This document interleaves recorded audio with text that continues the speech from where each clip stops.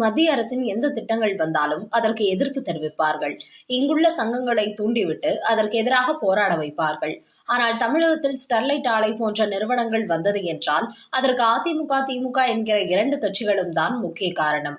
இவர்கள் அனுமதி கொடுத்ததினால்தான் அந்த ஆலை தூத்துக்குடியில் நிறுவப்பட்டது. அதேபோல் மத்திய அரசு சார்பில் தமிழகத்தில் உள்ள தஞ்சாவூர், திருவாரூர், நாகப்பட்டினம், மயிலாடுதுறை ஆகிய காவிரி டெல்டா மாவட்டங்களில் மீத்தேன், ஹைட்ரோ கார்பன் எடுக்கும் திட்டங்களுக்கு மத்திய அரசு அனுமதி வழங்கியது. இதற்கு டெல்டா மாவட்டங்களில் உள்ள விவசாயிகள் கடும் எதிர்ப்பு தெரிவித்து வந்தார்கள். பலதரப்பட்ட ஆர்ப்பாட்டம், உண்ணாவிரதம் என்று இறங்கி மிகப்பெரிய அளவில் தங்களது எதிர்ப்புகளை பதிவு செய்தார்கள். இதன் காரணமாக மீத்தேன், ஹைட்ரோ கார்பன் திட்டத்தை டெல்டா மாவட்டங்களில் கொண்டு வந்த மத்திய அரசு பின்னர் அதை வாபஸ் பெற்றுக் கொண்டது. இப்படி மத்திய அரசு மீத்தேன், ஹைட்ரோ கார்பன் திட்டத்தை கொண்டு வந்தபோது தமிழகத்தில் உள்ள திமுக, அதிமுக உள்பட அனைத்து கட்சிகளுமே கடுமையான எதிர்ப்பு தெரிவித்தார்கள். குறிப்பாக திமுக தலைவர் மு.க.ஸ்டாலின் ஹைட்ரோ கார்பன் திட்டத்தை மிக கடுமையாக எதிர்த்தார். விவசாயிகளின் வாழ்வாதாரம் பாதுகாக்கப்பட வேண்டும் என்று மத்திய அரசுக்கு எதிராக கொந்தளித்தார். இந்த நிலையில்தான் மத்திய அரசு திட்டத்தை வாபஸ் பெற்ற போது காவிரி டெல்டா மாவட்டங்களில் பாதுகாக்கப்பட்ட வேளாண் மண்டலமாக கடந்த ஆண்டு அப்போதைய முதல்வர் எடப்பாடி பழனிசாமி அறிவித்தார். அதையடுத்து தமிழகத்தில் புதிய அரசாக திமுக பொறுப்புக்கு வந்தது. இந்த நிலையில் நாகப்பட்டினம் மாவட்டம் நரிமனம் பகுதியில் 31,580 கோடியில் ஆண்டுக்கு 90 லட்சம் டன் சுத்திகரிப்பு திறன் கொண்ட எண்ணெய் சுத்திகரிப்பு நிலையத்தை இந்தியன் ஆயில் நிறுவனமும் சென்னை பெட்ரோலியம் கார்ப்பரேஷன் நிறுவனமும் இணைந்து அமைத்து வருகின்றன. இதை சுற்றியுள்ள பகுதிகளில் மெட்ரோ கெமிக்கல் தொழில் மண்டலத்தை அமைப்பதாக தமிழ்நாடு அரசு அறிவிப்பு வெளியிட்டது. இதற்கு கடந்த அக்டோபர் மாதம் டெண்டரும் கோரியிருந்தது. ஆனால் டெல்டா மாவட்டங்களை பாதுகாக்கப்பட்ட வேளாண் மண்டலம் என்று அறிவித்த பிறகு கெமிக்கல் தொழில் மண்டலத்தை அமைப்பதற்கு அனைத்து விவசாய சங்கங்களும், அதிமுக, பாமக உள்ளிட்ட கட்சிகளும் கடும் எதிர்ப்பு தெரிவித்தார்கள்.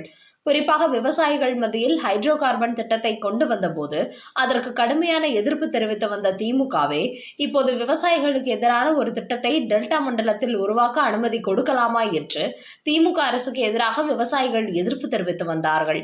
ஆனபோதும் திமுக அரசு கண்டுகொள்ளவில்லை. இதனால் இந்த திட்டத்துக்கு எதிராக ஹைட்ரோ கார்பன் திட்டத்தை போலவே மிகப்பெரிய அளவில் போராட்டம் நடத்த வேண்டும் என்று விவசாய சங்கங்கள் களமிறங்கின. அதோடு இந்த திட்டத்தை தமிழக அரசு கைவிடக் கோரி நாகை மாவட்டத்தில் உண்ணாவிரத போராட்டம் நடத்தப் போவதாக விவசாயிகள் அறிவித்தார்கள். இதனால் திமுக அரசுக்கு அச்சம் ஏற்பட்டது. காரணம், டெல்லியில் மத்திய அரசின் வேளாண் சட்டங்களுக்கு எதிராக விவசாயிகள் நடத்தி வரும் போராட்டத்துக்கு திமுக ஆதரவு தெரிவித்து வருகிறது. விவசாயிகளுக்கு எதிரான எந்த ஒரு திட்டத்தையும் மத்திய அரசு அமல்படுத்தக்கூடாது என்று தொடர்ந்து மு.க.ஸ்டாலின் எதிர்ப்பு குரல் கொடுத்து வருகிறார். தமிழகத்தில் கூட விவசாயிகள் சார்பாக திமுக ஆர்ப்பாட்டம் நடத்தியது. இப்படி மோடி அரசு விவசாயிகளுக்கு எதிராக செயல்பட்டால் அதற்கு எதிராக போராடும் திமுக தமிழகத்தில் விவசாயிகளுக்கு எதிராக மெட்ரோ கெமிக்கல் தொழில் மண்டலத்தை உருவாக்க நினைப்பது எந்த வகையில் நியாயம் என்று விவசாய சங்க தலைவர்கள் கிடுக்குப்பிடி போட்டார்கள். இது திமுக அரசுக்கு தர்ம சங்கடத்தை ஏற்படுத்தி விட்டது.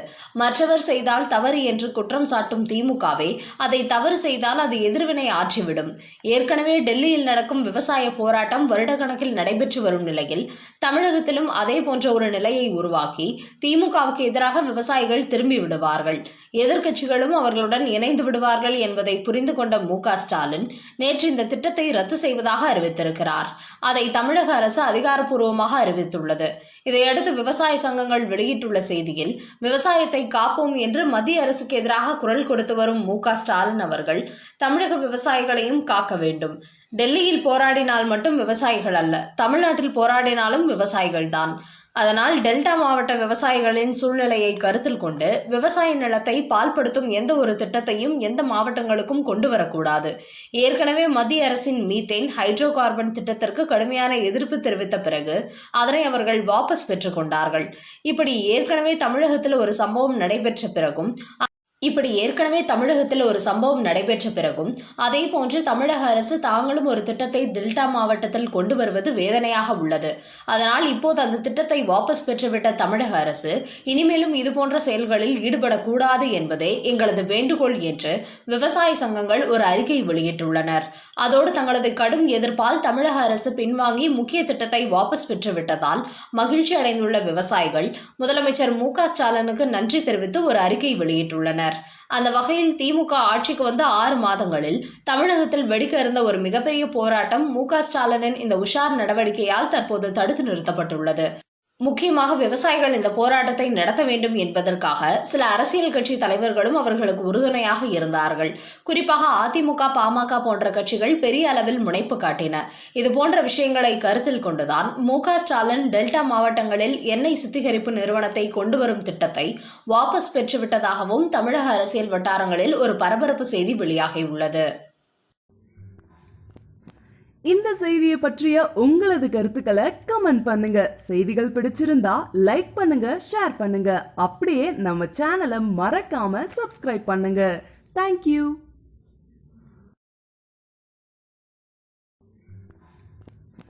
இந்த செய்தியை பற்றிய உங்களது கருத்துக்களை கமெண்ட் பண்ணுங்க. செய்திகள் பிடிச்சிருந்தா லைக் பண்ணுங்க, ஷேர் பண்ணுங்க.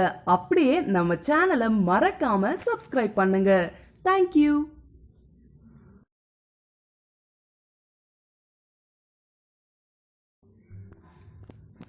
இந்த செய்தியை பற்றிய உங்களது கருத்துக்களை கமெண்ட் பண்ணுங்க. செய்திகள் பிடிச்சிருந்தா லைக் பண்ணுங்க, ஷேர் பண்ணுங்க. அப்படியே நம்ம சேனலை மறக்காம சப்ஸ்கிரைப் பண்ணுங்க. தேங்க்யூ.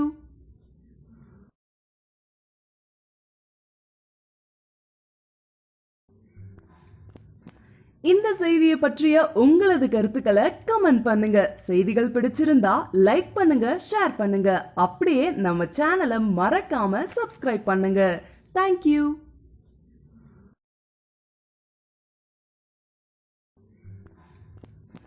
இந்த செய்தியை பற்றிய உங்களது கருத்துக்களை கமெண்ட் பண்ணுங்க. செய்திகள் பிடிச்சிருந்தா லைக் பண்ணுங்க, ஷேர் பண்ணுங்க. அப்படியே நம்ம சேனலை மறக்காம சப்ஸ்கிரைப் பண்ணுங்க. தேங்க்யூ.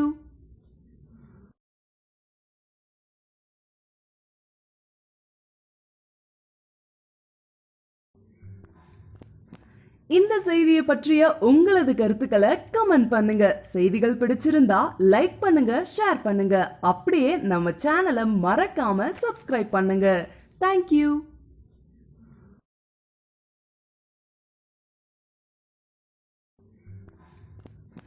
இந்த செய்தியை பற்றிய உங்களது கருத்துக்களை கமெண்ட் பண்ணுங்க. செய்திகள் பிடிச்சிருந்தா லைக் பண்ணுங்க, ஷேர் பண்ணுங்க. அப்படியே நம்ம சேனலை மறக்காம சப்ஸ்கிரைப் பண்ணுங்க. தேங்க்யூ.